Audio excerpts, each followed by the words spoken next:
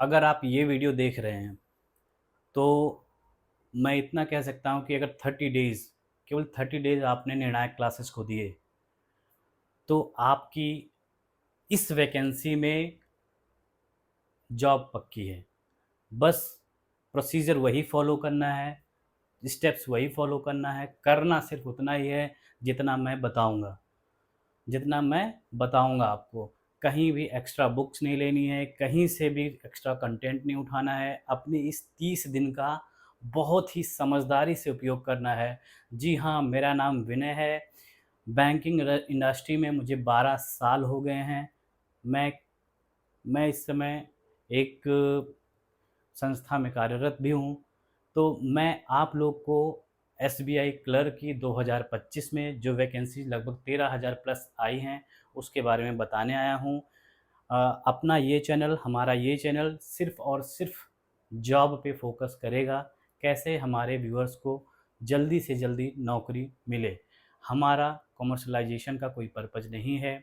मैं खुद जॉब में हूँ, इस वजह से मैं समझता हूँ कि किन-किन चीज़ों का तैयारी में ध्यान रखना पड़ता है, हमारी स्ट्रैटेजी क्या होनी चाहिए, उस स्ट्रैटेजी के अकॉर्डिंग हमारी टाइम टेबल क्या होनी चाहिए।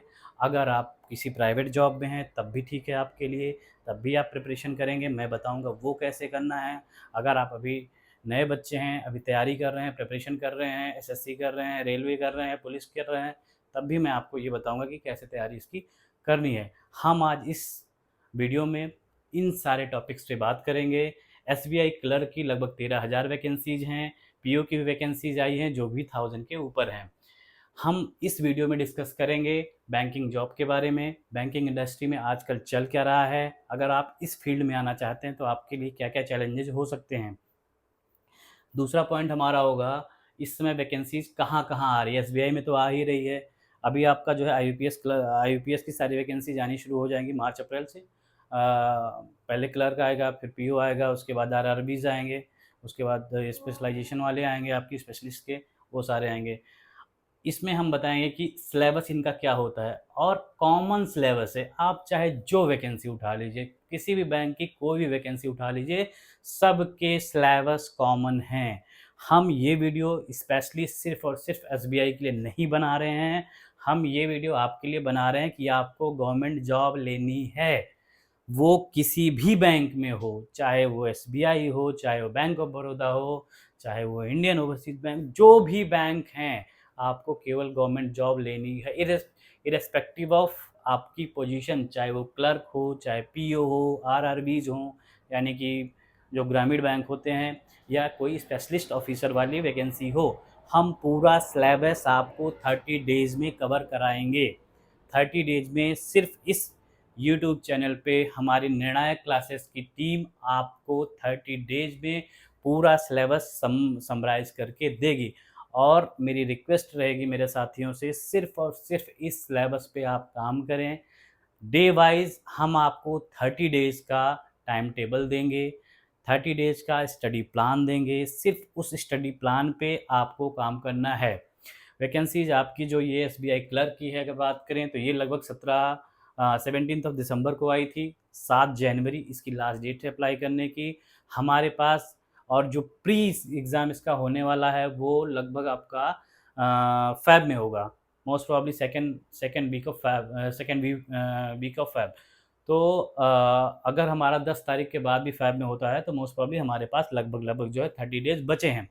30 डेज़ का पूरा स्टडी प्लान मैं आपको दूँगा, कैसे आपको तैयारी करनी है, किन-किन बुक्स का यूज़ नहीं करना है, कंटेंट आपको कहाँ से उठाना है, आपको ढेर सारा नहीं पढ़ना है, आपको थोड़ा ही बहुत बार पढ़ना है। आपको 10 बुकें एक बार नहीं पढ़ना है।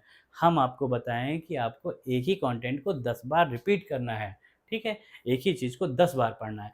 करना क्या है उसमें कि पहले तो हम आपका 30 डेज़ में ये कंप्लीट पूरा सिलेबस कंप्लीट करा देंगे बैंकिंग सेक्टर का सारा, ठीक है? उसके बाद आपको क्या करना है कि हम आपको 1 वीक का मॉक टेस्ट देंगे।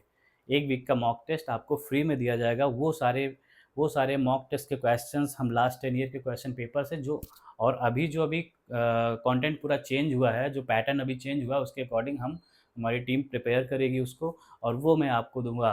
उसमें जो सबसे अच्छा करेगा हम पैन इंडिया उसकी रैंक भी डिस्क्लोज़ करेंगे, तो वो आपको अटेंड करना है। तो ये होगा सिलेबस के बारे में। स्ट्रैटेजी कैसे पढ़ना है, कैसे नहीं पढ़ना है, मैं आपको आगे डिस्कस करूँगा।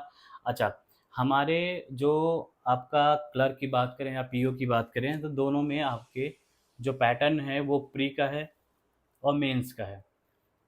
प्री और मेंस सिर्फ क्लर्क में होता है। अगर पीओ की बात करेंगे तो आपको प्री भी देना है, मेंस भी देना है, उसके बाद इंटरव्यू भी देना है।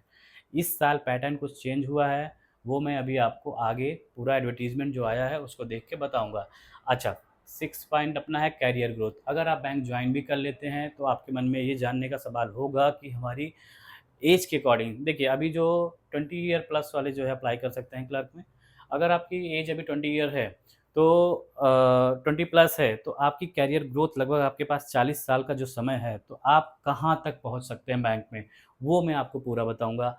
और अगर आप अभी किसी प्राइवेट जॉब में हैं, आपका 30 ईयर ऑफ एज है या 35 ईयर्स ऑफ एज है, वैसे आप कर नहीं पाएंगे। 35 में अगर आप रिजर्व कैटेगरी के हैं तभी कर पाएंगे, अदरवाइज नहीं कर पाएंगे। तो आप कहाँ तक जा सकते हैं, कितनी पॉसिबिलिटीज़ होंगी आपको वहाँ पे प्रमोशंस लेने की, ठीक है। कैरियर ग्रोथ का पूरा का पूरा मैं आपको सैलरी भी बताऊंगा। इस समय जो बैंक में सैलरी चल रही है उसका क्या है, अभी जो 11th वाइपरेशन हुआ है वो उसमें जो है सैलरी क्या है, उसके बाद जो है पर्क्स क्या, बियॉन्ड द सैलरी जो मिलते हैं एडिशनल जो है आपको मिलते हैं पैसे, वो कितना मिलते हैं, किस चीज़ का मिलता है, घर का मिलता है, गाड़ी का मिलता है, पेट्रोल का मिलता है, और इंटरटेनमेंट अलाउंसेस मिलते हैं, कई सारे अलाउंसेस हैं, वो उसके बारे में मैं आपको बता दूंगा। और ये आपको मैं बताऊंगा कि इन 30 डेज़ में जो मैं प्रिपरेशन के लिए आपको कह रहा हूँ, ये आपको क्या करना है और क्या नहीं करना है। मैं सच कह रहा हूँ, अगर आपने ये कर दिया ना, केवल 30 डेज़ में जो मैं कह रहा हूँ वो कर दिया ना, तो आपको जो 10 फरवरी के आसपास जो भी पेपर होने वाला प्री आप ऐसे क्वालिफाई कर जाएंगे, आपको कुछ करना नहीं होगा। बस वो आप करते रहिए, बस जो मैं कह रहा हूँ वो आप करिएगा। एक एक चैप्टर का, एक एक टॉपिक का, एक एक जो है जो भी 3 चीज़ें आपकी आने वाली हैं, रीजनिंग, मैथ और ये इंग्लिश, एक एक चैप्टर को मैं प्रॉपर आपको वीडियो दूंगा। उस वीडियो को आपको स्टडी करिए। केवल आपको उस कॉन्सेप्ट पे काम करना है, ढेर सारा कंटेंट लेकिन नहीं बैठना है, इनसे भी पढ़ लें उनसे भी पढ़ लें, वो नहीं करना है। वो मैं उस पर कुछ बात नहीं करना चाहता, कॉमर्शलाइज वीडियोज़ पे नहीं जाना है लंबे लंबे, वो सब मैं नहीं कहना चाहता उसके लिए। लेकिन आपको क्या करना है क्या नहीं करना है उन सारी चीज़ों पे मैं बात करूँगा आपसे, ठीक है। लास्ट जो मैंने 9th पे लिखा है योर अपॉइंटमेंट लेटर, ये हमारी जो है जिम्मेदारी है कि अगर आपने इन सारी चीज़ों पे काम किया जो मैं आपको बताऊंगा 8 पॉइंट वाला, अगर आपने उस पर काम किया तो आपका अपॉइंटमेंट लेटर आपके हाथ में होगा 2025 में, वो भी सरकारी नौकरी का, वो भी SBI, India's largest public sector bank, जिसकी भारत में सबसे ज़्यादा शाखाएं हैं, उसमें आपकी आपकी जो है नौकरी पक्की, सरकारी नौकरी पक्की। अब हम आते हैं एडवर्टीजमेंट पे। ये पॉइंट्स हम वन बाय वन अभी डिस्कस करेंगे। पहले हम आपको बताते हैं एडवर्टीजमेंट में क्या है और क्या नहीं है। ये है आपकी वो वैकेंसी जिसके बारे में मैं बात कर रहा था। आप सच समझिए, आपके पास बहुत बड़ी अपॉर्चुनिटी है ये बहुत बड़ी अपॉर्चुनिटी है आपके पास, कि आपके पास इतने दिनों बाद, लास्ट ईयर वैकेंसी आई थी एसबीआई में लेकिन वो लगभग 8,000 के आसपास थी। इस बार भी आई है, अगर बैकलॉग लेके बात करें तो लगभग 14,000 के आसपास की वैकेंसीज हैं। तो ये आपके लिए बहुत बड़ी अपॉर्चुनिटी है। जो भी भाई बहन, चाहे वो शादीशुदा हैं चाहे शादीशुदा नहीं हैं, अगर कोई प्राइवेट जॉब कर रहे हैं, अगर उनकी एज बची है, पढ़ाई की ज़रा भी इच्छा है, कोई बुक ना उठाइए, कुछ भी ना उठाइए, केवल मैं जो कह रहा हूँ 30 दिन मुझे दे दीजिए, 30 डेज़ मुझे दे दीजिए। अगर आपके पास अगले 6 महीने में अपॉइंटमेंट लेटर नहीं होगा तब आप बताइएगा, आपके पास 100% अपॉइंटमेंट लेटर होगा आपका, ये मैं गारंटी देता हूँ। बस आपको वही करना जो मैं बता रहा हूँ। इस वैकेंसी का, जो एसबीआई में वैकेंसी आई है, इसका हम थोड़ा सा डिटेल एनालिसिस करेंगे। इसमें हम जानेंगे क्या भरना है क्या नहीं भरना है। वैसे 7 तारीख इसकी लास्ट डेट है, ज़्यादातर लोगों ने भर दिया होगा, लेकिन तब भी मैं इसकी डिटेल एनालिसिस में बता देता हूँ क्या क्या होने वाला है इसमें और कैसे कैसे इसकी तैयारी करनी है। ये है आपकी वैकेंसी की डिटेल। ट्रीटमेंट खोलेंगे, सबसे पहले आपको दिखा recruitment of junior associates customer support and sales. क्या होता है ये, जब भी आप किसी एसबीआई की शाखा में जाएंगे, आपके पास जो फ्रंट डेस्क पे बैठे रहते हैं, जैसे जो एंट्रीज इनपुटर होते हैं, उनको बैंकिंग की भाषा में जो है इनपुटर कहा जाता है। जैसे जो आप कोई ट्रांसफ़र के लिए चेक देते हैं तो वो उसकी एंट्री पास करते हैं। एंट्री पास करते हैं तो जो ऑफ़िसर वहाँ पे होता है, यानी कि जो पीओ होता है, वो उसको वेरीफ़ाई करता है, तब जाके वो एंट्री एग्ज़ीक्यूट होती है। तो वो प्रोफ़ाइल है ये, कस्टमर सपोर्ट। आपको दोनों चीज़ों में लिया जा सकता है, customer associates sorry junior associates, customer support and sales. Sales का पार्ट जहाँ तक बात करें तो जो बैंक के 2 प्रोडक्ट होते हैं। बैंक का जो लायबिलिटी का प्रोडक्ट है, जैसे आप जो पैसे जमा करते हैं, वो बैंक के लिए लायबिलिटी होता है, करंट अकाउंट, सेविंग अकाउंट, ठीक है? और बैंक का एसेट क्या होता है, जैसे जो आपको लोन देते हैं, एडवांसेस को बैंक के एसेट्स कहा जाता है, और जो आपके कासा होता है, यानी करंट अकाउंट, सेविंग अकाउंट, वो बैंक के लिए लायबिलिटी होता है, उसको लायबिलिटी प्रोडक्ट कहते हैं। तो अगर सेल्स पार्ट की बात करें, तो ज़्यादातर आपको लायबिलिटी प्रोडक्ट या एसेट दोनों में ही सेल्स करना पड़ता है। जैसे करंट अकाउंट का कोई कैंपेन आ गया, सेविंग अकाउंट का कोई कैंपेन आ गया कि आपको क्वालिटी अकाउंट खुलवाने हैं। Quality account mean zero balance नहीं, 25,000, 50,000, 1 लाख, 10 लाख ऐसे क्वालिटी अकाउंट ओपन कराने हैं, तो उसमें आपकी थोड़ा-सा सहायता ली जाएगी। उसमें आपको अपने कस्टमर जो आपको डेली ब्रांच में मिलते हैं, उनसे बोला जाएगा कि हाँ, इनसे बोलिए कि अपने जानने वाले का 2-4 नंबर दें, उनसे बात करें और उनसे आपका जो है अगर कॉन्टैक्ट है, तो उनसे बोलिए कि ये खाता खुलवाएँ। यही सेल्स का पार्ट है। बाकी एडवांसेस में तो गवर्नमेंट बैंक में एडवांसेस के लिए लोग चल के आते हैं, और कस्टमर बेस क्योंकि बैंक का अच्छा होता है, इसलिए एडवांसेस के लिए उतना जो है बाहर नहीं जाना पड़ता है। लेकिन हाँ, अगर आपके पास कोई कैंपेन चल रहा है या आपके पास क्वालिटी कस्टमर्स नहीं है, मतलब कि एचएनआई टाइप के, हाई नेटवर्थ इंडिविजुअल जिसको कहते हैं, वो अगर नहीं है, तो आपको जो है बाहर जाना पड़ सकता है वहाँ पे आपको बिजनेस लाने के लिए। तो इसका सिर्फ और सिर्फ उतना मतलब है। इससे सेल्स से ना डरिएगा कि आपको बाहर ही रहना है, ठीक है? तो आपको बाहर नहीं रहना है, जब तक आपका बिजनेस होता रहेगा कोई दिक्कत नहीं है। बिजनेस आपके पास चल के आता है। एसबीआई का इतना कस्टमर बेस है, इतना कस्टमर बेस है कि आपको बिजनेस के लिए सोचना ही नहीं है एसबीआई में, ठीक है? अच्छा, दूसरा पार्ट आपका क्या आता है, कस्टमर सपोर्ट। कस्टमर सपोर्ट तो मैंने आपको बता दिया क्लर्क का काम क्या है, क्या नहीं है। अच्छा, अब आपके लिए जो बेसिक चीज़ें हैं, जो इम्पोर्टेंट चीज़ें हैं इसमें, वो मैं बता देता हूँ। अब इसमें लिखा है there is no provision for the inter circle transfer, inter state transfer for junior associate to be recruited. इसका मतलब ये हो गया कि आपको जब भी ये वैकेंसी फ़िल करनी है, आप एसबीआई की साइट पे जाइएगा, वहाँ पे इंटर स्टेट ट्रांसफ़र, आपको स्टेट से दूसरे स्टेट में ट्रांसफ़र इसमें नहीं मिलेगा। जिस स्टेट में आपने फ़िलअप किया है, जिस सर्किल में आपने फ़िलअप किया है, सर्किल का मीन हो गया जैसे कई बैंकों में रीजन होते हैं, ज़ोन होते हैं, तो ज़ोन से इनका मतलब इंटर स्टेट से होगा। सर्किल ट्रांसफ़र जैसे मान लीजिए आपका, अगर मैं बात करूँ कि दिल्ली दिल्ली और यूपी, इसमें शायद आपको देखना पड़ेगा, दिल्ली सर्किल भी यूपी वाले में ही है, यूपी की वैकेंसीज़ में, तो वो आप देख के फिल करिएगा, ठीक है? अगर आपको दिल्ली का भरना है, दिल्ली सर्किल सेलेक्ट करिए। अगर आपको यूपी में किसी सिटी का भरना है, लखनऊ का, इलाहाबाद का, तो वहाँ पे वो आप देख के भरिएगा, ठीक है? क्योंकि इसमें इंटर सर्किल ट्रांसफ़र और इंटर स्टेट ट्रांसफ़र्स नहीं कंसीडर होंगे, तो ये आप देख के इसको फिलअप करिएगा। सेकंड थिंग आता है आपका वैकेंसी। वैकेंसी में जो है, अगर आपकी बात करें हम, तो चीज़ ये आपको, ये बैकलॉग वैकेंसीज़ हैं। बैकलॉग वैकेंसी जो वैकेंसीज़ होती हैं, जैसे जो पिछला रिक्रूटमेंट हुआ लेकिन उसमें एलिजिबल कैंडिडेट्स नहीं मिले, स्पेशली रिजर्व कैटेगरी के। जैसे रिजर्व कैटेगरी में क्या होता है कि उनके लिए इतने सारे प्रोविजंस होते हैं रिजर्वेशंस के कि उसके अकॉर्डिंग अगर कोई एलिजिबल कैंडिडेट, यानी कि जो उस एलिजिबिलिटी क्राइटेरिया को फुलफ़िल करे, बैंक के एक्सपेक्टेशंस को फुलफ़िल करे, अगर वो नहीं मिलता है, उस वैकेंसी को होल्ड कर दिया जाता है। वो वैकेंसी नेक्स्ट वैकेंसी के साथ आती है, तो उसको बैकलॉग वैकेंसी कहते हैं। ये ज़्यादातर रिजर्व कैटेगरी में ही होती है। ये देखिए एससी, एसटी, ओबीसी, ये पीडब्ल्यूडीज़ जो दिव्यांग होते हैं, और ये एक्स सर्विसमैन जो मिलिट्री में, जो इंडियन एयरफोर्स, इंडियन ये आर्मी के लोग होते हैं, वो इसमें लिए जाते हैं, ठीक है? उनका ग्रेड पे भी नॉर्मल जो रिक्रूट होते हैं क्लर्क, उनसे ज़्यादा होता है।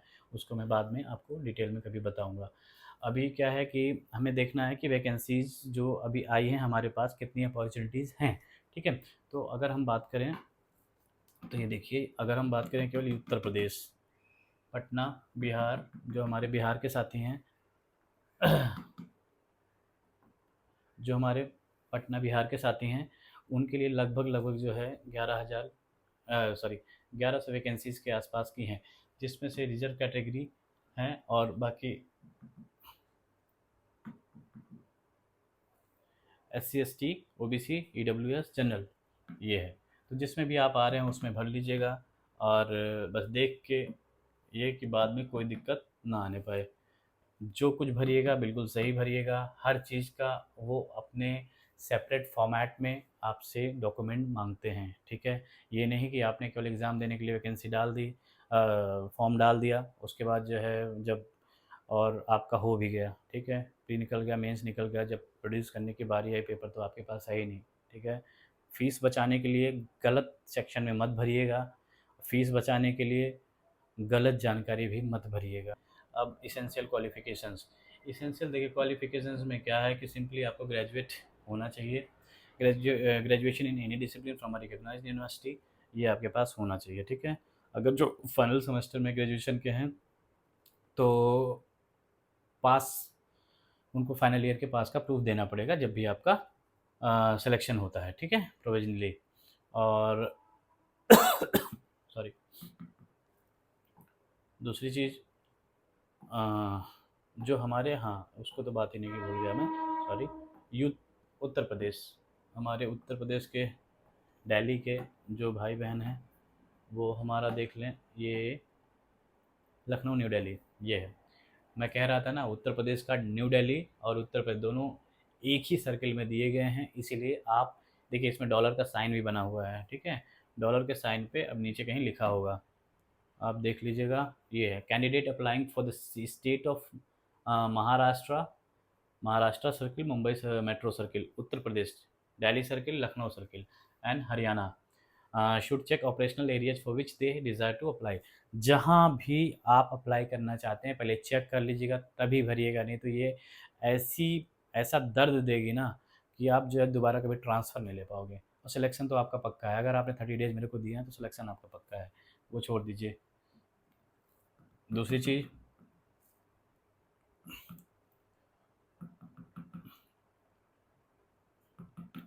मेरा पर्पज़ कोई व्यूज़ के लिए वीडियो बनाने का नहीं था, मेरा पर्पज़ सिर्फ़ और सिर्फ क्वालिटी कंटेंट देना, पढ़ाई किस तरीके से करते हैं, प्रिपरेशन किस तरीके से करते हैं, किस तरीके से आपको क्वालिफ़ाई करना है, बस ये बताना है।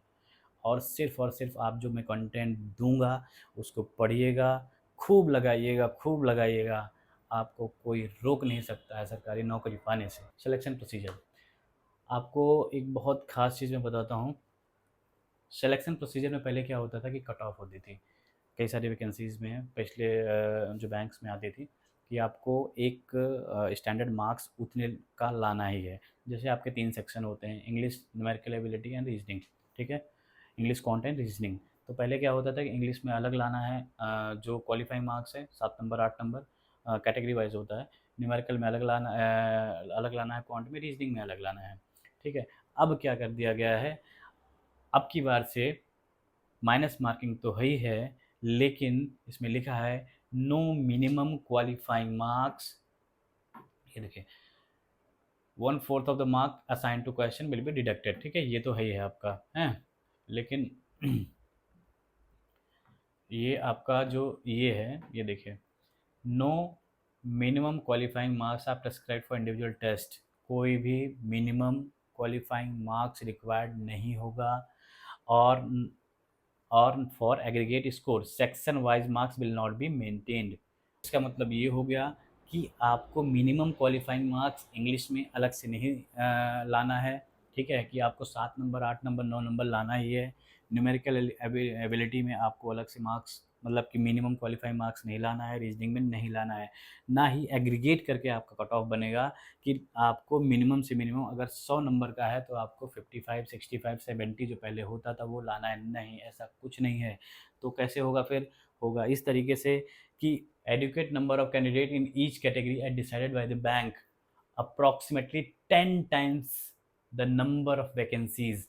टोटल वैकेंसी 13,000 हैं, तो इसका मतलब अगर आप उसको 10 टाइम्स करेंगे तो लगभग 1,30,000 लोग इसको इसमें सेलेक्ट होना ही होना है प्री में। कितना, कितने लोगों को सिलेक्ट होना है? मैंने अभी क्या कहा? 1,30,000, 1,30,000 लोगों को इसमें सेलेक्ट होना है मेंस के लिए, ठीक है। Short listed for the mains exam, shortlisted for the main exam for the list of all candidate arranged in descending order to aggregate marks scored। आप जो सबसे ज़्यादा मार्क्स जो सिस्टम का जो है वो स्टैटिक होता है कि जो सबसे ज़्यादा मार्क्स लाएगा उसको डिसेंडिंग ऑर्डर में वैसे ही बना देंगे। तो लगभग ओवरऑल हमें लगता है कि जो टोटल फॉर्म्स इसमें पड़ेंगे 15-20 लाख से तो कम पड़ेंगे नहीं, जिसमें से 90% बिना प्रिपरेशन के फॉर्म भरते हैं, उनकी कोई तैयारी नहीं होती, ना ही उनकी इच्छा होती है देने के लिए, क्योंकि वो सिर्फ बताने के लिए। देखिए मैं बहुत खरी बात करता हूँ, बिल्कुल क्लियर कट। हमें किसी चीज़ की जो है वो परवाह नहीं है, लेकिन मैं क्लियर कट बोलता हूँ। उसमें क्या है कि आधे से ज़्यादा लोग 90% लोग इसलिए केवल भरते हैं कि हाँ वैकेंसी आई है भर देते हैं, हम प्रिपरेशन कर रहे हैं। नहीं, उससे क्या होने वाला भाई, क्यों भरते हो? ना जाना है ना। सबसे पहले तो भरने के बाद भर दिए 2 महीने पहले, 2 महीने पहले वैकेंसी आई भर दिए, बैठे हैं आराम से, कोई तैयारी नहीं, कुछ भी तैयारी नहीं। 1 हफ्ते पहले कोई बुक मंगा लिए, अमेज़न से ऑर्डर कर लिया, ऑनलाइन ऑर्डर कर लिया, बुक मंगा लिए, उसमें 4 क्वेश्चन सॉल्व कर लिए, उसके बाद या तो 10 ईयर्स का पेपर मंगा लिया, उसमें 1 पेपर पढ़ लिए, उसमें 1 पेपर सॉल्व कर लिए, उससे कुछ नहीं होगा। कुछ होगा उससे? आप बताइए, कुछ होगा? कुछ नहीं होगा, ऐसे सिलेक्शंस नहीं होते हैं। आपको टोटल क्या करना है, अगर आपने 2 महीने पहले से वैकेंसी फ़िल की है, आपको सीरियसली तैयारी करनी है, सोचना है कि आपको आउट ऑफ 130,000 ओनली एक वैकेंसी, एक आपके लिए केवल निकालना है, ओनली वन। एक 1,30,000 को, अभी मैं केवल प्री की बात करता हूँ, 1,30,000 लोगों का सिलेक्शन होना है इसमें, और आपको एक वैकेंसी निकालनी है। इतना भी आपको ये तीनों चीज़ें नहीं आती, इंग्लिश, मैथ, रीजनिंग, जो आप बचपन से पढ़ रहे हैं। हर वैकेंसी में, सरकारी नौकरी के हर वैकेंसी में सिर्फ यही 3-4 चीज़ें आती हैं। जनरल अवेयरनेस तो ये तो खैर मेंस का पार्ट है, इंग्लिश हो गया, क्वांट हो गया, रीजनिंग हो गया। हर वैकेंसी में यही 4 चीज़ें पढ़ लीजिए, जिसके लिए पूरा हमारी युवा पीढ़ी परेशान है। यही 4 चीज़ों से आपको सरकारी नौकरी आपकी पक्की है, सरकारी नौकरी आपकी पक्की है। मैं कहता हूँ पक्की है, बस आपको क्या करना है कि एक सिस्टमेटिक वे में पढ़ना है, थोड़ा सा ना, थोड़ा स्मार्ट तरीके से पढ़ना है, बुक पे बैठ के नहीं रटना है, उससे कुछ नहीं होने वाला है। 15 लोगों की साइट का 200 का सब्सक्रिप्शन वहाँ ले लिया, 500 का वहाँ ले लिया, 800 का वहाँ ले लिया, 1000 का वहाँ मंगा लिया, ये बुक वो, इससे नहीं होगा। आपको पढ़ना है, आपको यहाँ से पढ़ना है, एक ही कंटेंट को 10 बार, समझ रहे हैं? तो मैं क्या बता रहा था आपको कि 1,30,000 लोगों का सिलेक्शन होना है डिसेंडिंग ऑर्डर में। जितने लोग का मार्क्स रहेगा, जैसे मान लीजिए 10 लोग हैं, 10 लोगों में सबसे टॉप के मार्क्स जिसको रहेंगे उसको टॉप के नंबर 1, उसके बाद जिसका मार्क्स रहेगा 2 पे, तीसरे पे, ऐसे ऐसे 1,30,000 लोगों का सिलेक्शन होना है। ठीक है, 1,30,000 का सिलेक्शन होना है। फिर ये मेंस में अपीयर होंगे, और जो मेंस में अपीयर होगा इसी में से जो है, इसी में से 13,000 लोगों को अपॉइंटमेंट लेटर मिलेगा। इसी में से 13,000 लोगों को एसबीआई क्लर्क का अपॉइंटमेंट लेटर मिलेगा। ठीक है, बस कुल मिला के आप एक काम करिएगा, आपको हार नहीं मानना है, आपको प्रिपरेशन करनी है, करनी है, करनी है, करनी है। केवल 30 दिन, आपने इतने सालों तक बहुत सारे सोशल मीडिया पे बहुत सारे अकाउंट्स बनाए, बहुत सारे रील्स देखे, बहुत सारा समय ख़राब किया, केवल 30 दिन दे दीजिए, बस सिर्फ 30 दिन। ठीक है, अभी देखिए, सबसे पहला हमारा टारगेट है कि हम स्टेप बाय स्टेप चलेंगे। ठीक है, हम मेंस के बारे में भी ज़्यादा बात नहीं करेंगे, लेकिन आपको मैं थोड़ा बहुत बताऊंगा उसके बारे में। अभी हमारा टोटल फोकस, कंप्लीट फोकस होगा प्री कैसे क्वालिफाई करें। 90% अपीयर्ड कैंडिडेट का प्री ही क्वालिफाई नहीं होता है, क्योंकि उनकी जो तैयारी होती है किताबों पे डिपेंड होती है। उनकी जो तैयारी होती है दोस्तों के कहरे सुनने पे, 15 रील्स देखने से और 15 लोगों के वीडियोस देखने से होती है। वो बेचारे बच्चे कंफ्यूज हो जाते हैं। मैं ये नहीं कहता किसी का अच्छा नहीं है, सबका बहुत बढ़िया है, लेकिन आपकी अपनी एक प्रॉपर स्ट्रैटेजी होनी चाहिए। ठीक है, तो इसमें क्या है, हम इंग्लिश लैंग्वेज का क्या क्या कवर करेंगे आगे स्लाइड में आपको मैं बता दूंगा। न्यूमेरिकल एबिलिटी यानी कि क्वांटिटेटिव एप्टीट्यूड में क्या हम कवर करेंगे वो मैं बताऊंगा, और रीजनिंग। यही 3 चीज़ें केवल आपको प्री क्वालिफाई कराएंगी, सिर्फ यही 3 चीज़ें। पहले ही मैंने बता दिया है, कोई मिनिमम क्वालिफाइंग मार्क्स नहीं चाहिए, टोटल एग्रीगेट स्कोर भी नहीं चाहिए। नंबर ऑफ़ क्वेश्चन इसके 30 रहेंगे, न्यूमेरिकल एबिलिटी के 35 रहेंगे, रीजनिंग के 35 रहेंगे। ठीक है, यानी कि जो मार्क्स रहेंगे वो आपको रीजनिंग और मैथ में ज़्यादा मिलेंगे। ठीक है, तो 100 मार्क्स के हैं, नंबर ऑफ़ क्वेश्चन भी 100 है, और आपका टाइम भी 60 मिनट का है। 60 मिनट में आपको 100 क्वेश्चन करने। देखिए जो डिफ़िकल्टी लेवल होता है ना, बहुत ही मतलब कि आपको कह रहे हैं प्राइमरी लेवल का होता है, बहुत ही ईज़ी लेवल का होता है। तो इस वजह से आपको पर क्वेश्चन लगभग 30 लगभग 40 सेकंड्स मिलते हैं, ये मान के चलिए। तो ये आपका 40 सेकंड में एक क्वेश्चन आप क्या 30 सेकंड में कर लेंगे। आपको ईज़िली केवल ट्रिक समझनी है बस, बाकी कुछ है नहीं, ठीक है? हम आपको कॉन्सेप्चुअल नॉलेज देंगे, कॉन्सेप्चुअल नॉलेज, कुछ रटाएँगे नहीं, शॉर्टकट्स जो है ऐसे नहीं बताएँगे कि वहाँ जाके आप भूल जाइए। कॉन्सेप्चुअल नॉलेज जो आपको लॉन्ग टर्म में सस्टेन करेगी, जो लॉन्ग टर्म तक आपकी चलेगी, वो मैं बताऊँगा आपको, ठीक है? 3 सब्जेक्ट इंग्लिश, मैथ, रीज़निंग। कौन-कौन से? इंग्लिश, मैथ, रीज़निंग, ये सरकारी नौकरी की कुंजी है। आप सिंपल भाषा में समझ लीजिए, हमारी केवल यही 3 subject English, numerical ability, reasoning, यही 3 सब्जेक्ट सरकारी नौकरी की कुंजी है आपकी। यही 3 सब्जेक्ट तैयार करिए, आपकी सरकारी नौकरी पक्की है, ठीक है? माइनस मार्किंग है इसमें, इसीलिए प्रिपरेशन करनी है, तुक्का नहीं लगा के आना है, ठीक है? तुक्का नहीं लगाना है। अब हम अगर बात करें मेंस की, रफली बात कर लेते हैं मेंस की। उसको मैं ध्यान में रख के जिस समय वीडियोस बना रहा हूँ, पूरा कंटेंट आपका तैयार कर रहा हूँ। अगर आप सीरियसली 30 डेज़ हमें देते हैं, पढ़ते हैं, तो आपका प्री क्वालीफाई हो जाएगा, ठीक है? प्री क्वालीफाई होने के बाद जो आपका इंग्लिश, मैथ, रीज़निंग अगर आपने बहुत अच्छे से पढ़ा है, तो उसी में आपका मेंस का भी कवर हो जाएगा। थोड़ा-सा उसका लेवल ऑफ डिफ़िकल्टी मॉडरेट हो जाती है, ईज़ी से मॉडरेट हो जाती है। वो भी अगर आपका कॉन्सेप्ट क्लियर है ना, तो आप ईज़िली कर ले जाओगे। अगर आपने रटा हुआ है, अगर आपने 15 शॉर्टकट्स याद किए हैं, तो उससे कुछ नहीं होने वाला। ये शॉर्टकट्स ये नहीं कि जो है दिल्ली, बॉम्बे और ये बेंगलुरु लिखा है, तो आप जो है डीबीबी याद कर लीजिए। या डीबीबी याद करने से ना, मैं कह रहा हूँ कि दिल्ली, बॉम्बे अगर बेंगलुरु लिखा है, तो ये वाले बच्चों वाले काम है, ठीक है? दिल्ली, बॉम्बे, बेंगलुरु, वहाँ डीबीबी याद करके चले, किसी का सीबीबी याद करके चले, किसी का एलबीबी याद करके चले गए। इस सब से ना वहाँ पे आप कंफ्यूज हो जाएंगे, सब भूल जाएंगे। कॉन्सेप्चुअल नॉलेज मैं बताऊँगा, हर एक का लॉजिकल कॉन्सेप्ट क्या है, ठीक है? आपके मन में आएगा हाँ, ऐसा क्यों होता है? ये ये क्वेश्चन अगर ऐसे सॉल्व हुआ तो इसमें कौन-सा फ़ॉर्मूला लगा और ऐसा क्यों हुआ, ठीक है? उस तरीके कोई भी क्वेश्चन आ जाए, चाहे ईज़ी आ जाए, मॉडरेट आ जाए, डिफ़िकल्ट आ जाए, ठीक है? या एडवांस लेवल का आ जाए, वो प्रॉपर्ली आप कर लेंगे, उसमें आपको कुछ भी सोचना नहीं है। अगर मेंस की बात करें, तो मेंस में आपका जनरल इंग्लिश ये मैं कंप्लीट करा दूँगा मैं प्री में ही। क्वांटिटेटिव एप्टीट्यूड ये आपको प्री में ही कंप्लीट हो जाएगा। रीजनिंग एबिलिटी ये आपका प्री में ही कंप्लीट हो जाएगा, ठीक है? कुछ एडवांस लेवल की चीज़ें रहेंगी मॉडरेट लेवल की, वो मैं आपको बता दूंगा मीन्स जब आप प्री क्वालिफाई करके हमारे कमेंट बॉक्स में हमें बताएंगे कि हाँ सर मेरा ये क्वालिफाई हो गया है, सारे लोग को बधाई रहेगी मेरी तरफ से। और मोस्ट प्रॉब्ली मैं कहता हूँ जितने भी स्टूडेंट्स मेरे साथ जुड़ेंगे, क्योंकि ये मेरा 12 साल का एक्सपीरियंस है, मैंने कई सारे एग्ज़ाम्स दिए, कई सारी जगहों पर रहा, तो अभी भी जो है चलती ही रहती है प्रिपरेशन। तो मेरा ये एक्सपीरियंस रहा है कि आप बहुत अच्छा करोगे, बस ये 30 डेज़ आप मेरे को देना, बहुत अच्छा आप करोगे, जुड़े रहना मेरे साथ।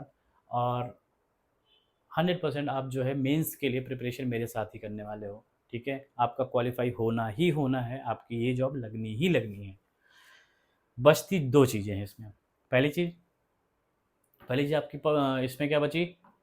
जर्नल एंड फाइनेंशियल अवेयरनेस, ठीक है? और दूसरी चीज़ बचती है आपकी computer aptitude.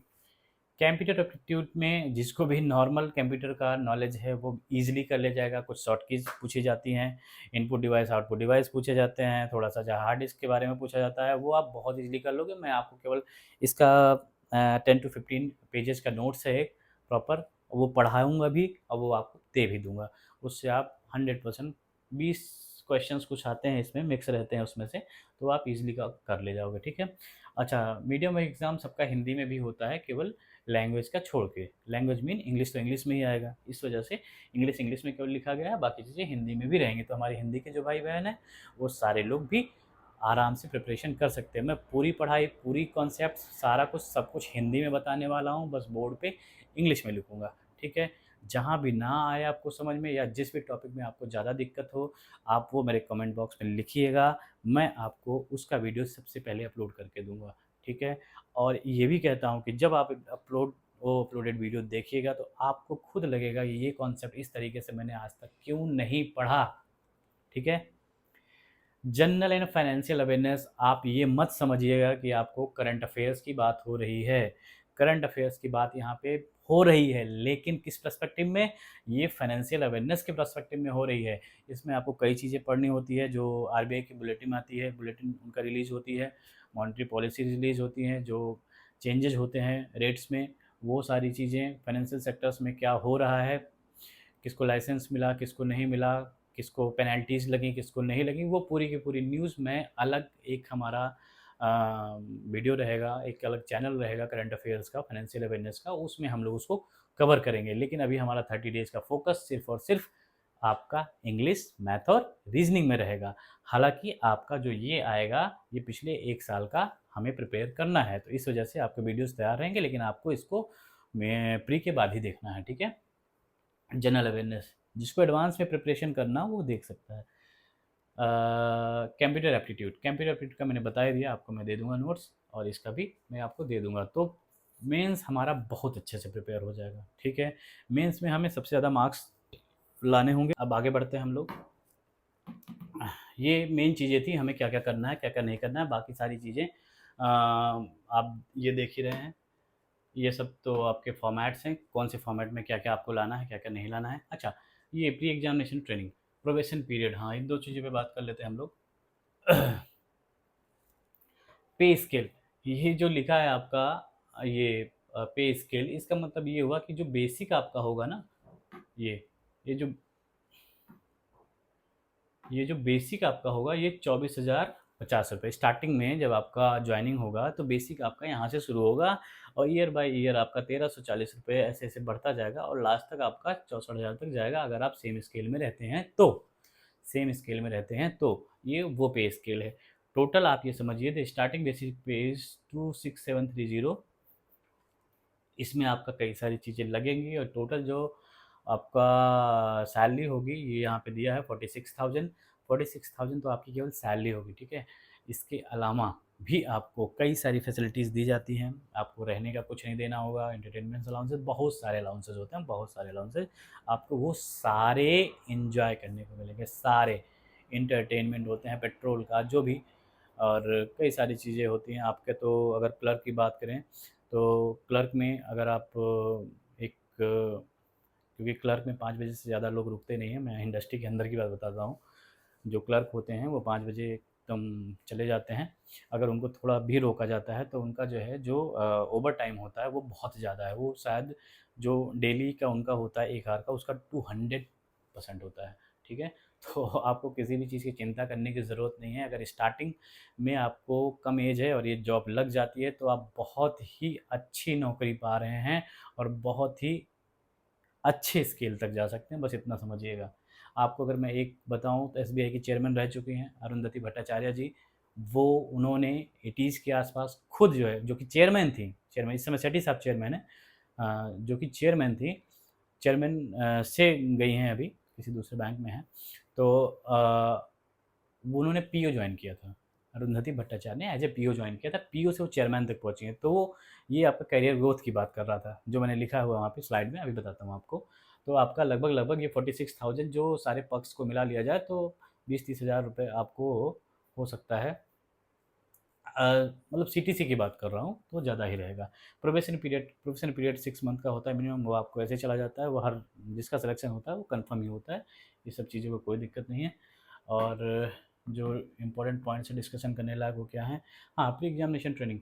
Pre examination training में क्या है कि बैंक के एम्प्लॉयज़ ही, बेसिकली बैंक के ज़्यादातर एम्प्लॉयज़ ही जो है उसमें ट्रेनिंग देने जाते हैं। जैसे कुछ प्रिपरेशन कर रहे होते हैं, कुछ नहीं कर रहे होते हैं, लेकिन आपके लिए फ्रूटफुल,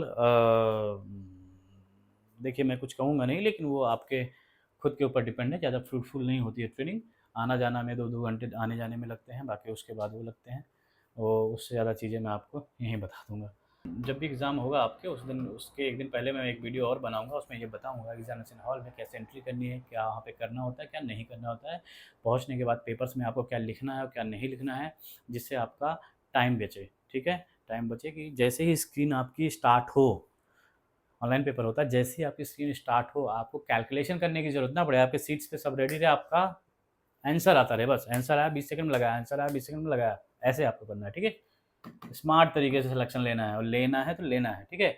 ये आपका हो गया। अब मैं आपको बताता हूँ जो मैंने स्लाइड्स आपके लिए रखी है, ठीक है। ये आपका है की पॉइंट्स जिसके बारे में आपसे बात कर रहा था, about banking job. Banking job इस समय की सबसे अच्छी सैलरी देने वाली सरकारी नौकरी है। अगर आप पुलिस की बात करें, आपको छुट्टियां जल्दी नहीं मिलेंगी। आपको किसी फेस्टिव सीजन में दिवाली पे हो गया, या अभी कुंभ चल रहा है, कुंभ हो गया, कहीं भी है, तो आपको छुट्टी कैंसिल कर दी जाएगी। उसमें बहुत हाई अथॉरिटी से आपको छुट्टी लेनी पड़ती है, जबकि बैंकिंग में ऐसा नहीं है। बैंकिंग में बहुत ईज़िली आपको छुट्टियाँ मिलती हैं। अगर आपके बॉस के साथ आपका अच्छा बनता है, आपकी परफॉर्मेंस अच्छी है, बेसिकली परफॉर्मेंस है, परफॉर्मेंस अच्छी है, तो आपको छुट्टियाँ मिलने में कोई दिक्कत नहीं होंगी। सबसे ज़्यादा छुट्टी है, सबसे अच्छी सैलरी है, सबसे आराम की नौकरी है, एसी में रहना है, और सबसे बड़ी चीज़ आपको सीखने को मिलता है। सीखने को मिलता है, आपका ब्रेन काम करता है। आपको मॉनेटरी पॉलिसी पढ़नी है, आपको आरबीआई के बारे में पढ़ना है, आपको बैंकिंग के प्रोडक्ट्स पढ़ने हैं, आपको इंश्योरेंस के बारे में जानना है, म्यूचुअल फंड के बारे में जानना है, एनआईएसएम के बारे में जानना है, एआरडी के बारे में जानना है, एसेट प्रोडक्ट्स के बारे में जानना है, लायबिलिटी के बारे में जानना है, सारे रेट्स के बारे में जानना है। इससे आपकी कॉन्सेप्चुअल नॉलेज गेन होती है, जो कि और किसी जॉब में नहीं है। सरकारी नौकरी की, आप पुलिस की बात करें, टीचर की बात करें, बेसिक एजुकेशन की बात करें, तो आपको उतना ज़्यादा वहाँ पे अपने दिमाग को नहीं लगाना पड़ता है। उनका एक सेट जो है पैरामीटर है, सेट चीज़ें हैं, बस वही करना है। आज भी 2+4 पढ़ाया तो 6 हो गया, कल भी उनको 2+4 पढ़ाना है, 6 हो गया। हमारे यहाँ रेट्स बदलते रहते हैं, पॉलिसी चेंज होती रहती हैं, ठीक है। तो बेस्ट जॉब है वैकेंसी, बेस्ट जॉब है बैंकिंग की, और बेस्ट अपॉर्चुनिटी आपके पास 13,000 वैकेंसीज़ के साथ है। मैं बार-बार रिपीट कर रहा हूँ मेरे भाई-बहनों, हाथ जोड़ के विनती कर रहा हूँ, जो भी कर रहे हो यार, 30 दिन के लिए छोड़ दो भाई, छोड़ दो 30 दिन के लिए। सिर्फ़ और सिर्फ़ ये काम कर लो, मैं बता रहा हूँ ना, बदल जाएगी, ज़िंदगी बदल जाएगी। दूसरी चीज़ क्या कर रहा था मैं, करंट वैकेंसीज़। हम अगर ये बात कर रहे हैं आपसे कि करंट वैकेंसीज़ सिर्फ़ एसबीआई की ही नहीं, अभी आपकी पीओ पीओ भी है, जो मैं पढ़ा रहा हूँ वो पीओ में भी आएगा, ठीक है। और अभी ये क्या कहते हैं, आईयूपीएस सारे के सारे आने हैं। और यही चीज़ें आपकी जो है, अगर स्टेट लेवल की कोई आप प्रिपरेशन करते हैं, जैसे पेट हो गया, यूपी में होता है, पेट हो गया, एसएससी हो गया, सारी चीज़ें में ये 3 सब्जेक्ट्स आने ही आने हैं। तो ये 3 सब्जेक्ट्स केवल आप गहराई से पढ़ लीजिए, आपकी सरकारी नौकरी कोई नहीं रोक सकता है, ठीक है। वैकेंसीज़ तो भर-भर के आ रही हैं, पढ़ने वालों के लिए सरकारी नौकरी की कमी नहीं है, कमी उनके लिए है जो पढ़ने का दिखावा करते हैं, जिनको सही रास्ता नहीं मिला है, जिनको सही तरीका नहीं पता है, बस उनके लिए दिक्कतें हैं। सिलेबस मैंने आपको वहाँ पे समझा दिया था। स्ट्रैटेजी आपकी यही रहेगी कि आप डे 1 से सिर्फ 3 चीज़ों पे फ़ोकस करेंगे, इंग्लिश, रीजनिंग और मैथ। सारी चीज़ें भूल जाएँगे। सबसे पहला स्टेप हमारा है इसमें प्री में सिलेक्शन लेना, उसके बाद हमें जो है दूसरी चीज़ों पे ध्यान देना है, ठीक है। इंग्लिश में क्या-क्या पढ़ना है मैं आगे बताता हूँ आपको, और स्ट्रैटेजी वो मैंने बता दिया आपको। How to crack pre and mains. Pre की जो स्ट्रैटेजी है क्रैक करने की, वो बेसिकली डिपेंड करती है आपके कॉन्सेप्ट क्लियर रहें, हर एक सब्जेक्ट के, हर एक चैप्टर के, और स्पीड। सारे लोग जानते हैं कि कोई भी फ़ॉर्मूला जो सेम होता है वही अप्लाई होता है, लेकिन उसकी स्पीड कितनी है आपके पास। आपको लिखने का टाइम नहीं मिलेगा, वहाँ पे कैलकुलेशन करने का टाइम नहीं मिलेगा, इसके बाद दूसरा स्टेप, तीसरा स्टेप, चौथा स्टेप, फाइनल आंसर निकाला, नहीं। आपको 3 स्टेप मन में करने हैं, वो मैं बताऊँगा आपको कैसे करना है। वो स्पीड आपके, और जो फॉर्म भर रहे हैं ना, जो सिलेक्टेड होते हैं और जो केवल फॉर्म फिल अप करते हैं, उनके बीच में डिफ़रेंस पैदा करता है, वो स्पीड। स्पीड और स्ट्रैटेजी, ठीक है। माइंड में, आपके माइंड में सारा कुछ जो है कैलकुलेशन होना चाहिए, और वहाँ पे केवल टिक होना चाहिए, बस। प्री और मेंस की स्ट्रेटजी में, मेंस में आपको बताऊंगा। उसके बाद में कैरियर ग्रोथ के बारे में बता दिया। अरुंधति भट्टाचार्य जी ने पीओ ज्वाइन किया था, चेयरमैन बनी थी। अब आपको जो है यहाँ पे एज ए क्लर्क ज्वाइन करना है। हर साल प्रमोशनल, इंटरनल प्रमोशन के अपॉर्चुनिटीज़ आती रहती हैं। 2 साल में आप स्केल 1 हो सकते हो, स्केल 2, स्केल 3, 4 हो जाओगे, मैनेजमेंट में चले जाओगे, 5, 6, 7 आपके पास अपॉर्चुनिटी ही अपॉर्चुनिटी है। स्टार्टिंग 50,000 से होगी, जाओगे 5 लाख तक, ठीक है। तो ना पैसे की कमी है, ना अपॉर्चुनिटी की कमी है, ना पढ़ाई की कमी है, और ना ही आपको सीखने की कमी होगी। ये बेस्ट जॉब है आपके लिए। सैलरी पर्क्स मैंने आपको बता ही दिया, अभी इस पे ज़्यादा फोकस नहीं करना है, बस इतना जानना है कि जो मिलेगा बेस्ट इन इंडस्ट्री मिलेगा आपको, ठीक है। 30 days don't dos and don't do, ये बहुत इंपॉर्टेंट है आपके लिए। एक सेकेंड,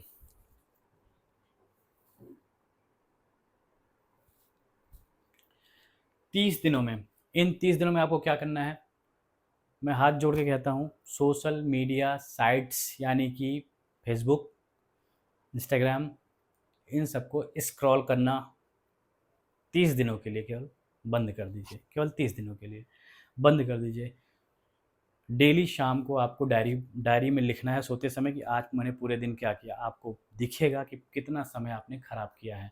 जो मैं आपको डेली स्टडी प्लान देने वाला हूँ उसमें 3-3 घंटे सबके रहेंगे, रीजनिंग, मैथ और इंग्लिश के। बस ये 30 दिन आपको देना है। 30 दिन आपको अगले 30 साल तक आपको एंजॉय कराएगी लाइफ को। यही 30 दिन आपको अगला 30 साल एंजॉय कराएगी। ये मेरी बात नोट करके रख लीजिएगा, ठीक है। क्या करना है क्या नहीं करना है, मैं जो दूंगा आपको स्टडी प्लान वही करना है, और क्या नहीं करना है, व्यर्थ चीज़ों में समय नहीं खराब करना है, और नेगेटिव थिंकिंग से बचना है। आज तक आपने जितने एग्जाम दिए भूल जाइए, जितनी तरीके से तैयारी की भूल जाइए, आपने जितनी बुकें पढ़ी भूल जाइए, सब भूल जाइए, सारे कुछ भूल जाइए, कैसे आपने पढ़ाई किया कैसे नहीं पढ़ाई किया, सारे एग्जाम से नहीं क्वालिफाई हुए, प्री भी नहीं क्वालिफाई, सब भूल जाइए। बस जो मैं कह रहा हूँ बस उतना पढ़ना है बस। अगर नहीं क्वालिफाई हुआ आपका तो बताइएगा, उसका मतलब होगा कि आपने ये 30 दिन मेरे को जैसे मैंने बताया था ना वैसे दिया नहीं, बस और कुछ नहीं। तो दूसरा हमारा हो गया रीजनिंग। रीजनिंग में आपको क्या क्या पढ़ना है, ये आपको टोटल इंटायर सिलेबस है बैंकिंग इंडस्ट्री का ही नहीं, ये सिर्फ और सिर्फ सरकारी नौकरी का ये ब्रह्मास्त्र है। ये जो मैं आपको सिलेबस बता रहा हूँ ये सरकारी नौकरी का ब्रह्मास्त्र है। बैंकिंग हो गया, एसएससी हो गया, रेलवे हो गया, पुलिस हो गया, टीचर हो गया। टीचर में तो खैर टेट पेट सटा जाता है, लेकिन किसी भी सरकारी नौकरी का ये ब्रह्मास्त्र है। आप civil services PCS, state PCS ले लीजिए, या मीन्स वो ले लीजिए, क्या कहते हैं, यूनियन का ले लीजिए, तब भी उसमें भी ये आता है सी सेट में, उसमें भी आता है। एक बार आपको ये पढ़ना है, लाइफ टाइम के लिए आपकी सरकारी नौकरी में हर सरकारी नौकरी आप क्वालिफाई करते चले जाओगे, ठीक है। रीजनिंग में हम आपको ब्लड रिलेशन, डायरेक्ट एंड ये डायरेक्शन एंड डिस्टेंस, अल्फाबेटिक्स, ये सीरीज पढ़ाएंगे, सिलोजिज्म पढ़ाएंगे, coding decoding, circular, triangular, square, rectangle, seating arrangement ऐसे बताऊंगा ना कि आप वहाँ पे जाओगे, गोला बनाओगे, ऐसे ऐसे 8 बनाओगे, बैठाते चले जाओगे, बन जाएगा आपका। सीटिंग अरेंजमेंट के सबसे अच्छे मार्क्स हमें मिलते हैं, फटाफट 2 क्वेश्चन हुआ 10 नंबर तैयार हमारे, 2 क्वेश्चन 10 नंबर तैयार सीटिंग अरेंजमेंट से, सीटिंग अरेंजमेंट से, ठीक है। ऑर्डर एंड रैंकिंग बहुत आता है, और इनइक्वालिटी बहुत आता है। Box puzzle, floor base puzzle थोड़ा थोड़ा आता है ये भी, और ये सब तो मैं बता दूंगा, ये सब खैर एसएससी में आता है, इसमें ज़्यादा नहीं आता है, 1-2 क्वेश्चन भले आ जाएगा। इसमें मैं आपको पिछले 10 सालों में जो आया है सबसे पहले उसी के सीक्वेंस में वीडियो बनाता चला जाऊँगा। रीजनिंग क्या मैंने बताया था, सरकारी नौकरी का ब्रह्मास्त्र, ठीक है, छोड़ना नहीं है इसको। क्वांटिटेटिव एप्टीट्यूड, क्वांटिटेटिव एप्टीट्यूड सबसे मोस्ट इंपॉर्टेंट, सिंप्लीफिकेशन बच्चा बच्चा जानता है, आपको भी जानना है। आपको जो गलतियां करते हैं वो गलतियां नहीं करेंगे मेरी सिंप्लीफिकेशन की वीडियो देखने के बाद। जल्दी ही जो है अपलोड होगा। जो अप्रोक्सीमेशन, मिसिंग सीरीज से बहुत क्वेश्चन आते हैं, 4-5 क्वेश्चन तो आ ही जाते हैं। Quadratic equation, data interpretation, data sufficiency, data symmetry, DIDS जो है हमें लगता है कि आपका जो है मेंस में पूछेगा, इधर नहीं आएगा, लेकिन हाँ मैं पूरा कवर करूँगा, इसलिए मैंने सारे यहाँ पे दे दिए हैं, ठीक है। प्रॉब्लम आ जाए, एज, एवरेज, ये आपका आएगा प्री में। Average, ratio, percentage, profit and loss, simple interest, compounder, एक एक क्वेश्चन पक्का है। स्पीड, डिस्टेंस, टाइम का एक एक क्वेश्चन पक्का है। बोर्ड स्ट्रीम, ये सब बहुत मुश्किल से आता है, एक आध क्वेश्चन आ जाएगा बस। तो ये हमारा दूसरी चीज़, और लास्ट हमारी English, reading comprehension, phrase replacement. अच्छा, जितने लोगों को ये लगता है कि इंग्लिश उनसे नहीं होगा, उनको मैं बता दूं कि इंग्लिश से आसान हिंदी नहीं है। हिंदी भी थोड़ा टफ है। इंग्लिश, आप हिंदी का व्याकरण पढ़ के देखिएगा, इंग्लिश के व्याकरण से भी ज़्यादा टफ है। मैं बताऊंगा किस सीक्वेंस में इंग्लिश को पढ़ना है। आपका केवल पार्ट ऑफ स्पीच, आपका केवल टेंसेज, आपका केवल पैसिव एक्टिव, आपके केवल मॉडल्स, ये 4 चीज़ें भी, ये 4-5 चीज़ें बन के इंग्लिश को पूरा बनाती हैं, ठीक है। इन चार चीज़ों को आप सीख जाएंगे तो फ्रेजल वर्ब्स मैं आपको याद करा दूंगा, मिसस्पेल्ड वर्ड आप अपने आप पहचान जाएंगे, एरर डिडक्शन, इन्हीं 4-5 चीज़ों को जो मैंने अभी बताया, टेंसेस को लेके और कुछ चीज़ें हैं वो मैं बता दूंगा, वो सब पहचानना आप सीख जाएंगे। ये है जो आप सारे लोग जानते हैं, बस ये नहीं जानते होंगे इनको सरकारी नौकरी पाने के लिए कैसे सॉल्व किया जाता है, ठीक है। यही क्लास में भी पढ़ते हैं, लेकिन जिस तरीके से क्लास में सॉल्व करते हैं उस तरीके से कंपटीशन में नहीं सॉल्व करते हैं। समझ रहे हैं बात को, वही है, ठीक है, ये मैं बताऊंगा। हाँ, ये आपका हो गया, ये मैंने बता ही दिया। प्रीलिम में 3 चीज़ें आएंगी, इंग्लिश, न्यूमेरिकल, रीजनिंग, और मेंस में आएगा आपका English quantitative aptitude, reasoning, computer and general financial awareness मैंने पहले बताया हुआ है, ठीक है। बस इतनी सारी चीज़ों पे हम लोग काम करेंगे, ठीक है। मैं बस आपको एक चीज़ कहना है कि आपको 2025 में जितने भी लोग ये वीडियो देख रहे हैं, यार जिल्लत वाली ज़िंदगी बहुत हो गई है ना। प्राइवेट नौकरी 9 से 5, 9 से 10, 9 से 11, आज बॉस की डांट खाना, कल बॉस की डांट खाना, डरे रहते हैं, जहाँ बुलाना जाना पड़ता है, सैटरडे को जाना, संडे को जाना, छुट्टी में जाना, छुट्टी ना मिलना, बहुत हो गई है। अगर आप सच में इंसान हो, थोड़ा सा भी अंदर आग है, तो इतनी ज़्यादा बड़ी अपॉर्चुनिटी पड़ी है आपके पास, 14,000 वैकेंसी, जो कि आगे आती ही जा रही है, आती ही जा रही है। और यही 3 चीज़ें ही सारी वैकेंसी से पूछी जाती है। यार 30 दिन बैठ जाओ भाई मेरे, 30 दिन बैठ जाओ मेरे साथ, 30 दिन बैठ के केवल अपने लिए पढ़ाई कर लो बस। मेरे लिए ना पढ़ाई करो भाई, अपने लिए केवल पढ़ाई कर लो, इन सारी चीज़ों से निकल जाओगे, सारी चीज़ों से। मैं कह रहा हूँ, मेरा भी सेम एक्सपीरियंस रहा है, इसलिए मैं आपको बता रहा हूँ। 30 दिन, 30 दिन केवल आप लेके बैठ जाओ। अच्छा, आपको डूज़ एंड डोंट डूज़ मैंने बोला था, आपको कुछ चीज़ें वो मैं बता देता हूँ क्या करना है। आपको मेरे वीडियोज़ सबसे पहले मैथ्स पे मिलने शुरू होंगे, मैथ्स, रीजनिंग और इंग्लिश। डेली एक एक वीडियो मिलेगा आपको, 3-3 घंटा वही वीडियो देख के उसी कॉन्सेप्ट के क्वेश्चंस की प्रैक्टिस करना है। उसका क्वेश्चन का लिंक भी मैं दे दूंगा, अगर आपके पास 10 ईयर के क्वेश्चन पेपर होंगे तो आप सॉल्व कर लीजिएगा, ठीक है। जो करना है आपको वो ये करना है कि आपको सुबह उठना है, ठीक है। सुबह मॉर्निंग में आप अगर प्राइवेट जॉब में कहीं भी जॉब में हैं, या टीचर है, कुछ भी कहीं पढ़ाते हैं, या जॉब में है, जॉब में नहीं है, कोशिश करिए आप 4 बजे सुबह उठ जाइए। सुबह 2 से 3 घंटा हमें दे दीजिए, 4 बजे से 7 बजे तक। मॉर्निंग में जो आप जो है कॉन्सेप्ट को याद करेंगे ना, कॉन्सेप्ट को पढ़ेंगे ना, वो यहाँ बैठ जाएगा, वो जाएगा नहीं कहीं। और आपको उठते ही क्या करना है, उठते ही पढ़ने नहीं लग जाना है। उठने के बाद सबसे पहले ब्रश करना है, ठीक है। मैं स्ट्रैटेजी बता रहा हूँ आपको, उसमें स्ट्रैटेजी लिखा था ना मैंने ना, ये वाली स्लाइड, ये स्ट्रैटेजी 4 नंबर, ये स्ट्रैटेजी बता रहा हूँ आपको। उठने के बाद सबसे पहले आपको क्या करना है, ब्रश करना है, फ्रेश होकर ब्रश करना है। ब्रश करने के बाद आपको एक कॉफ़ी आती है, 2 रुपए की आती है, नेस्कैफ़े की कॉफ़ी। वो कॉफ़ी शुगर के साथ दूध नहीं मिलाना है, ठीक है। वो कॉफ़ी बनानी है। उससे क्या होगा ना, आपका जो सोने का मन कर रहा था, नींद में रहोगे आप, वो जाग जाओगे आप, आपको सोने नहीं देगी कॉफ़ी। कॉफ़ी क्या होती है ना, इंस्टेंट अंदर एनर्जी लाती है ना, कैफ़ीन होता है थोड़ा सा, तो वो इंस्टेंट एनर्जी लाती है और वो आपको सोने नहीं देती है, वो जागने के लिए विवश करती है आपको, ठीक है। You will want to wake.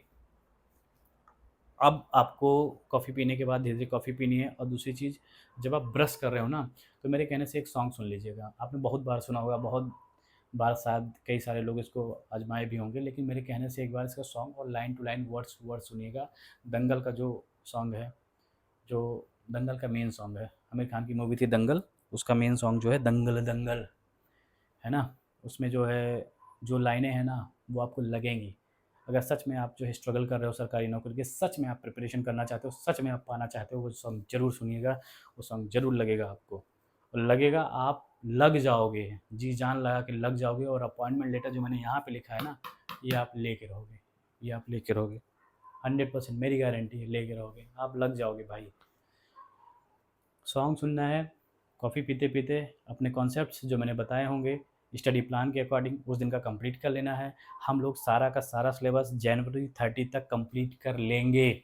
Next एक वीक जो बचेगा, हम सिर्फ मॉक देंगे, सिर्फ मॉक देंगे, मॉक मॉक मॉक। और ये सारी चीज़ें आपकी फ्री ऑफ कॉस्ट होंगी। आपको कोई सब्सक्रिप्शन नहीं लेना है। सब्सक्रिप्शन का मतलब चैनल तो सब्सक्राइब करना होगा, आपको कोई पैसे नहीं देना है कि ये इतने में बिक रहा है, 49 रुपये, 99 रुपये, 199, 299। मेरा वो मोटो नहीं है बनाने का। मेरा बस, मैं देखता हूँ अपने बच्चों को, अपने साथ के साथियों को प्रिपरेशन करते हुए, कि जो है वो बहुत कंफ्यूज रहते हैं। सारे चैनल सब्सक्राइब करके रखे हैं, सारे बुकें खरीद रहे हैं, 250, 500, 600, 800 के कोर्सेज खरीद रहे हैं ऑनलाइन। ऑनलाइन फ़नल में जो है पैसे बनाए जा रहे हैं, आप लोग सारे लोग जानते हैं। तो उसमें तो उनका मोट्टो अलग होता है, कहीं से भी कोर्सेज उठा के दे देंगे। मैं जो आपको दूंगा, मेरा पढ़ा हुआ, मेरा बनाया हुआ हैंड रिटन नोट्स, जिससे मैंने क्वालिफाई किया है सारी चीज़ें, वो मैं आपको दूंगा, वो मैं आपको बताऊंगा, आपके साथ शेयर करूंगा, एक एक क्वेश्चन आपको यहाँ पे लगवाऊंगा, आपको उससे जो है क्वालिफाई कराऊंगा। आप खुद आके बताओगे, सर मेरा प्री निकल गया है, आई एम इन 1,30,000, मैं 1,30,000 में शामिल हो गया हूँ, जो 10 टाइम्स 13,000 का सिलेक्ट होने वाले हैं प्री के लिए, ठीक है। अब मेंस की तैयारी कैसे होगी वो बताइए, तो वो मुझे जानना है। आपके कमेंट्स, मेरे कमेंट सेक्शन में आपके कमेंट आने चाहिए कि सर अब बताइए कि मेंस के लिए कैसे करना है प्रिपरेशन, वो दिन मुझे चाहिए।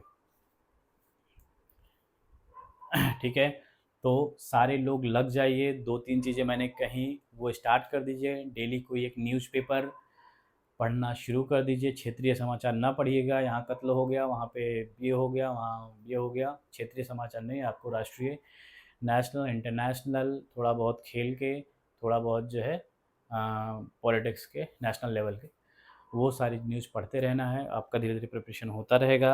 अगर आपके पास न्यूज़पेपर का कोई वो नहीं है तो मैं आपके लिए general awareness, specially focused on financial awareness पे एक वीडियो बना के डालता रहूँगा डेली, वो आप देख सकते हैं, ठीक है। तो 2025 में हमारे जितने भी सब्सक्राइबर होंगे, हमारे जितने भी बच्चे होंगे, हमारे जितने भी भाई बहन होंगे, सारे साथी होंगे, चाहे वो कुछ भी करते हो चाहे ना करते हो, और अगर जिनकी शादी भी हो गई है, अगर उनकी एज है, तो उनके लिए भी मैं कह रहा हूँ, लग जाइए, लग जाइए। आपकी इज़्ज़त आपकी समाज में अ, जगह आपकी प्रोफाइल से होती है कि आप हैं क्या। इससे नहीं होती है कि आपकी शादी कहाँ हो गई, आप जो है किस फैमिली से हैं। अब जो है आपकी प्रोफाइल से होता है, खुद से करिए, सेल्फ डिपेंडेंट, ठीक है। जो बच्चे भी हैं जिनकी शादी हो गई, लड़कियां हैं जो शादी का हो गई है कम एज में, वो भी अगर उनकी एज बची है किसी रिजर्व कैटेगरी में आती हैं, फिलअप करिए फॉर्म, फिलअप करिए। 30 दिन लगे मेरे साथ, सिलेक्शन आपकी गारंटी, सिलेक्शन आपकी मेरी गारंटी है, ठीक है। सिलेक्शन आपकी निर्णायक क्लासेस की गारंटी होगी। ये आपका पढ़ाई, आप जितने भी फॉर्म भरे होंगे, जितने भी एग्ज़ाम्स अभी तक दिए होंगे, सब छोड़ दीजिए। ये 30 डेज़ आपकी लाइफ के निर्णायक होंगे, ये मेरा वादा रहा आपसे, ठीक है। तो आप जुड़े रहिएगा, मिलते हैं अगले वीडियो में, जो कि आपका क्वांटिटेटिव एप्टीट्यूड, इंग्लिश और रीजनिंग पे होगा, जिसमें कॉन्सेप्ट्स होंगे जो आपको पढ़ना है। सुबह उठ के 2 चीज़ें और करनी है जो मैंने बताई थी। कॉफ़ी पीना है कि आपको नींद ना आए, दोबारा जाके बिस्तर में ना लेट जाओ, और तीसरी चीज़, आपको एक सॉन्ग वही सिर्फ सुनना है बस, दंगल का, ठीक है। उसकी लाइनों पे जाइएगा, उसकी लाइनें सुनिएगा, शब्दों को ज़हन में उतारिएगा, ठीक है। चलिए बाय बाय, मिलते हैं अगले वीडियो में। Thank you.